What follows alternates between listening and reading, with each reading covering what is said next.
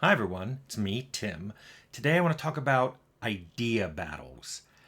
This comes from a question asked by Triplicata, who asked, Hey Tim, bit of a long-winded question I've had for a while now. In previous videos, you've talked about sitting in a room for a long time having arguments, in quotes, about creative decisions.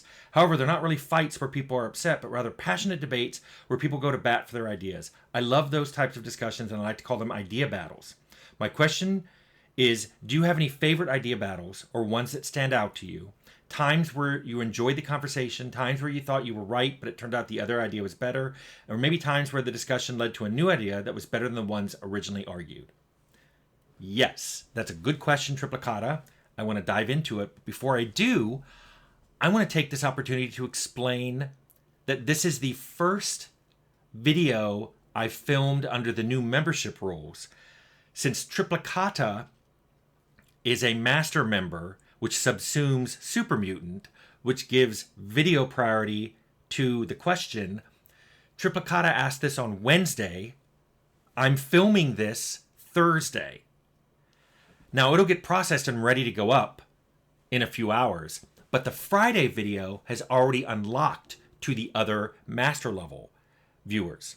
So I will displace the next video in the queue, which is Mondays, but since that unlocks 2 days early for the masters, that will unlock on Saturday. It's the video I'm filming now on Thursday will actually appear on Saturday. See, that's not confusing at all, right? And this is why I do a lot of programming and not a lot of marketing and sales. Because yes, I invented those tiers, but that's the way it works. So they asked a question yesterday. I bumped it, filmed it, put it in the queue. The next one in the queue happens to be Monday, but Monday unlocks on Saturday for the masters. So that's how it works. Anyway, idea battles. I wouldn't have called it this for a long time. And this is an example of once you have a long time in the business, you start to get this perspective of how things worked. In Fallout, the team, I've said, we didn't realize it at the time how cool it was, but we were just all on the same page and we would talk about things all the time. I have mentioned how Fallout originally started out with just my engine, an isometric engine, and so we had meetings in the evening because no one worked for me, so it'd have to be in the evening after hours where we just throw around ideas. And for a while, it looked like the game we were going to make was going to be the time-traveling dinosaur game. And that's not what ended up, obviously. But those were really fun meetings because everybody came with ideas.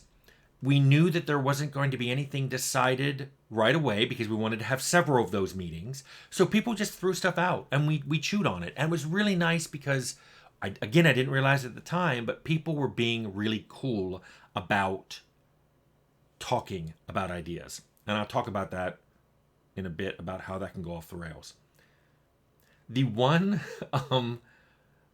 idea battle that I remember most clearly from Fallout, though, is when we'd already had an ending, I think I mentioned, where you come back, you've gotten the water chip, gotten rid of the mutant army and the master, and you come back, there's a party, game ends.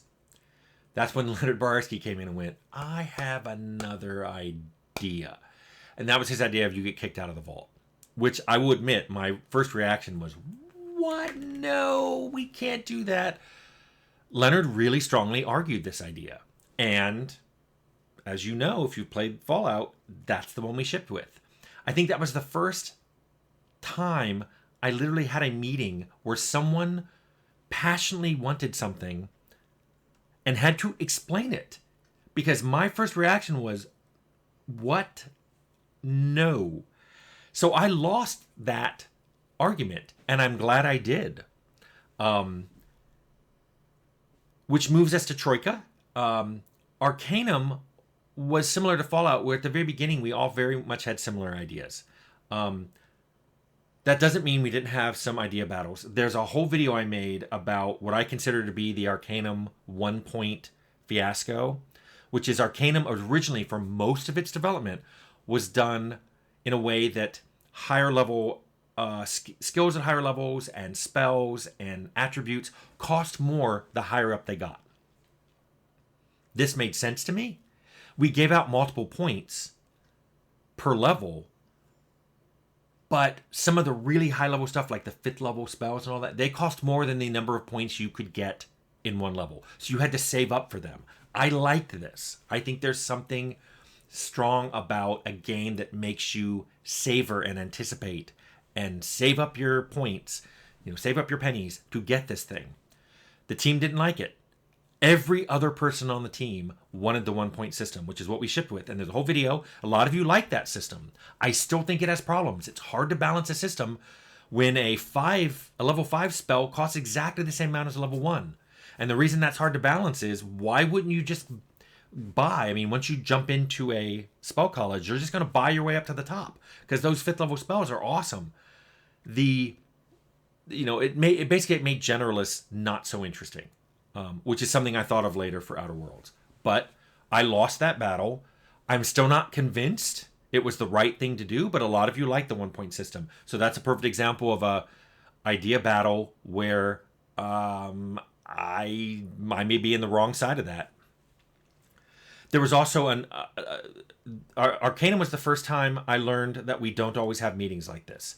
And I've talked about this. There's a video about tech schematics where I wasn't invited to that meeting, and I had nothing to do with the design of that, which I was told later, and not by the person who made it, that my passion in having these meetings can be off-putting, in the sense that people think they're not being heard. Or worse, they like that I'm really passionate about my idea, but they don't express their ideas as passionately, so they're worried I'm going to lose the battle just because Tim is making a much more exciting sounding argument. I don't think he's right.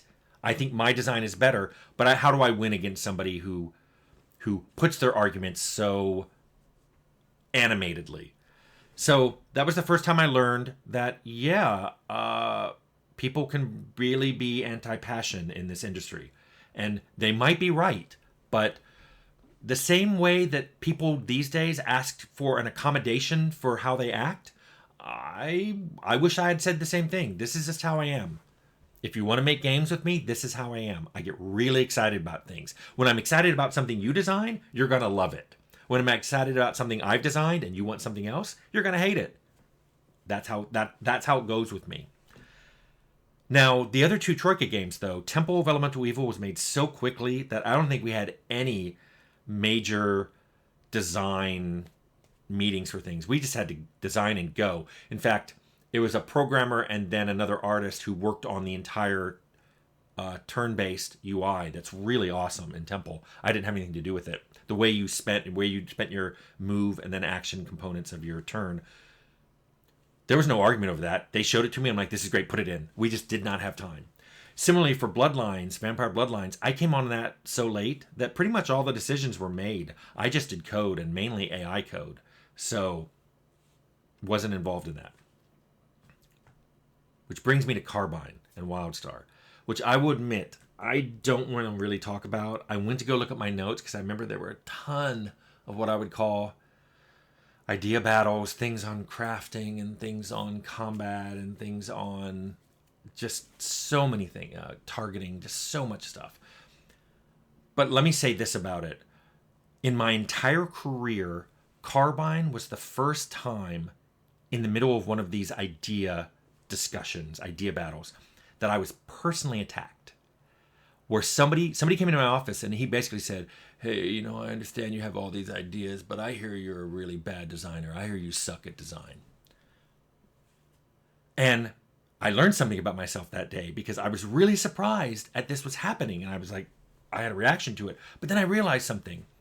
The moment someone goes for a personal attack in one of these meetings, it means they're all out of ideas. It means their idea isn't as good. They have no way of defending it. So they're just going to attack the other people. This is what I see online when people say this game is stupid, the designer was stupid, the writer was stupid. That's when I realize they're plumb out of ideas. There's nothing for them to objectively go after, so they just start insulting. At that point, they've already lost. They just don't know it. And to me, that becomes amusing. However, when I run meetings now, when that happens, I ask that person to go. I'm like, you know what? If you're just going to be insulting, you can go. You can leave. Email me your ideas. Because while somebody can do that to me, I don't like them doing it to other people in a brainstorm session. And I literally think that's a hard and fast rule. Once you insult someone, you're cut off, you're out. And you have to have that because everybody else has to feel like they can talk about their ideas without being personally attacked. Anyway, I mentioned that Carbine left me so shell-shocked, so traumatized, that I didn't get myself involved in discussions on most of the Obsidian games. I think I mentioned that when I was involved in Pillars with Josh Sawyer, Josh was the design director, and I told him, hey, if I have an idea and you don't like it, I won't bring it up again. And I broke that rule once. I just went to him one time and said, I really, really have an idea that I would like to revisit. And we did talk about it again. And he still didn't like it, so it didn't go in. So the whole idea of, idea battles, that didn't happen again until Outer Worlds. Because I'm a game director now, and I'm co-directing with Leonard Borarsky, and that's how we work. So we did that a lot. It was Leonard and I in our office, and I talked about it. And it wasn't us arguing. It was just us talking and on the whiteboard and going over things. And, to the people at Obsidian, a lot of them thought we were arguing. And if you actually would listen to what we were talking about, we were trying to figure out if an idea would work. Somebody said, well, why don't we do this? And we're like, well, it'll break this, and we'll have to rewrite this. And do we have enough time to do that? These are things you're going to have to figure out. And if it's your idea, I'm going to make you work on figuring it out. You can't have an idea and expect me to fix it all. If I really like your idea better than the current one, I will certainly help you fix it. But if you're trying to convince me to like your idea, you better not have a major problem with it. Or if you do, you better have an idea of how to fix it.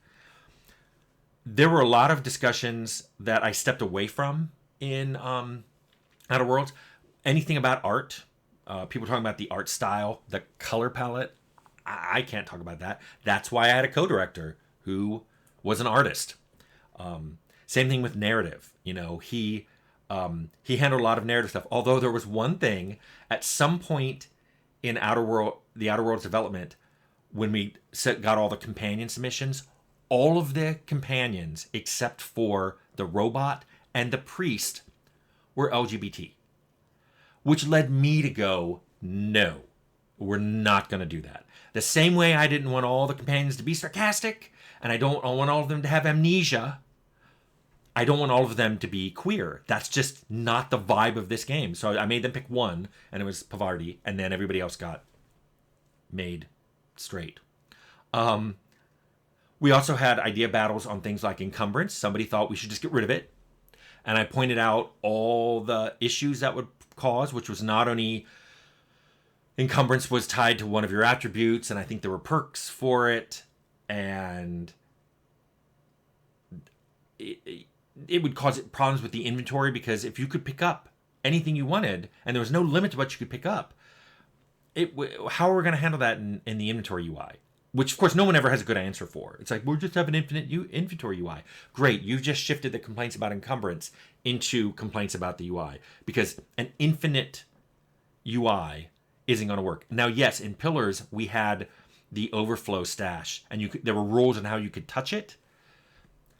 But that doesn't solve, hey, what do we do with all these other perks and attribute tie into encumbrance? Similarly, I had a long discussion with someone who wanted to get rid of all the ammo in the game and make all the ranged weapons ammo-less.